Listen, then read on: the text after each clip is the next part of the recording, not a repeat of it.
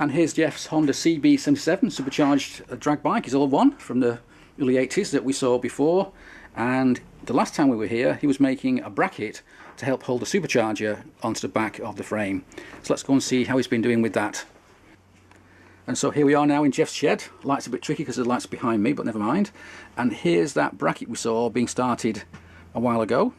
It's now attached to the supercharger, and it's got an end piece here, which will be for the snout for the driver. So this here is a side plate to help support the engine. This is a general engine plate and sprocket. And sprocket support. Yeah, support, yeah. At the front here we've got another engine plate and support for the crank. And here at the front, the original was just flush with that, with an engine mount. Yes. But now I've made a new plate, and we're going to put a small magneto. Just here. Belt driven. Okay, and what else is happening here? We've got the start of an exhaust system. We've got some collets here, stainless steel, and the start of some stubs there for the exhaust system. Which I think the pipes. Yeah. It's all hidden away. It's okay. It's all in.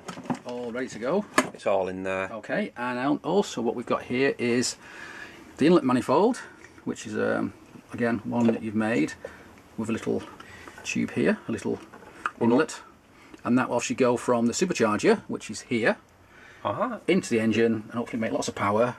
And it's going to be driven by a snout here, which will be driven from a belt. It'll have a tooth belt from there to there. Yeah, from the crank. And on top of that, that puts more stress on the crank, as well as the fact you're running it with a lot more power than standard. So the crank's got extra support here. It's got a double bearing inside there. Yeah. Okay, and then over here on the workbench, we've got some conrods. One with a. In our ultimate wisdom, when I did it, I had these hardened pin sleeves made. Yeah. One is okay, and under close examination, when I come to inspect it, the crank was lying around in it's a bit damp, yeah. In damp conditions. It's got some corrosion, has it? One, unfortunately, when we put the 500T conrod on it, has got about a couple of thou, 3 thou play, which it would run, but it would not for long. So what's plan B then? What my problem is now is, one's okay, but I have now found some crank pins that I've had for a while off a Ducati. Ducati? Yeah, Ducati crank pins. 160 Ducati. Oh god, a 160 Ducati. Oh, okay. We have the from the 60s. We have, voila. And it happens to be the same size as it. That. Yeah. I've tried the 500T brand new rollers in it, and i.e. either with a Suzuki rod. Yeah. It's perfect. I've tried them all on this journal. And it works. The only thing is, they're 21mm wide. They'd have to be ground down. A mil and a half would have to be taken off each face. Okay, so just to go back a little bit then, we've got a modified Honda CB77 crank. Yeah. With ground ends there, which you want to use. The bearings from a Ducati 161 sort of, what's that, from the 60s? Bottom end. Probably, yeah. And conrods to go with them from a Suzuki what? That's a 500. That's a Honda rod. Sorry, that one. That's a Suzuki. It could be GSX 1100. I'm not sure. Okay. It's either 1100 or it could be GS 1000. I'm not sure. Okay, so a much bigger engine. Yeah. But the problem is, of course, that it's a lot wider than a Honda would be designed for. So to make it work, you have to grind the edges flat.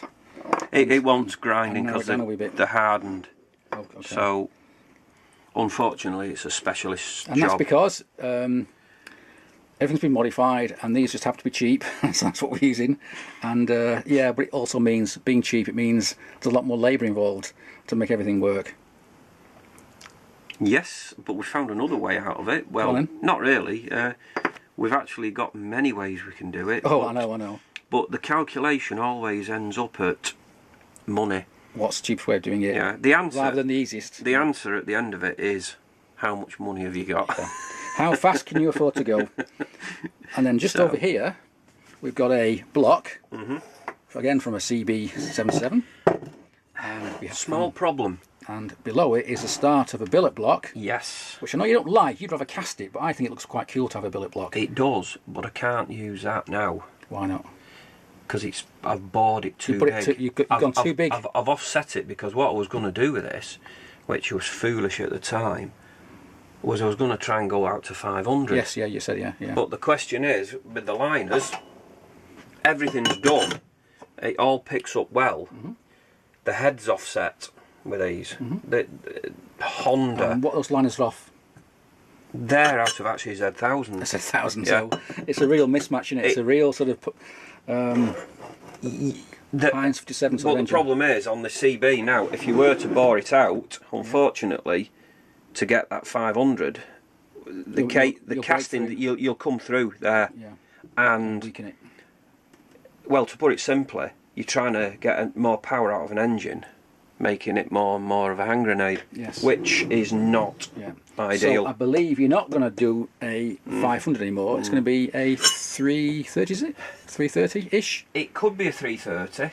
But the rules have changed over the years, and now you can go up to 400, can't you? You can go up to 400 because I've got now a... What? That's a black bomber crank that's been modified. Okay, which in turn was a 450 back in the day? That'll go in. It's actually got the same... It's got a CB72 or 77 inner. The bearings... Oh, so this has been modified as well? This has been modified as well? The webs have been cut and lightened. So if we compare it with this one here, this is going to be off a... What was that, off a CB77? That's stock. Well, it's been the webs have been machined down. That is standard stroke for a 72 or 77. Right. And this one here... This is out of a black bomber. 450? 450 black bomber. Amazingly, Honda have overlooked that the bearings and the shaft out of the thingy will fit they're the same. CB77? Yeah, they've pressed in. Same width for the end. They've got to be welded, yeah, obviously. Yeah, in case it's twist. These are a 57.8mm stroke. So it's actually... And what's this one? 54. 54. Okay. So it's 4 mil over. So have you now bin that idea and use this instead? I mean, to fit this in, it's not much more work. I can actually use them rods on it, get them ground down, use them on it. And again, these are from some sort of jigsaw Suzuki, yeah. Some big Suzuki. And with 750 Kawasaki turbo pistons, which we got off our friend in. Which we got.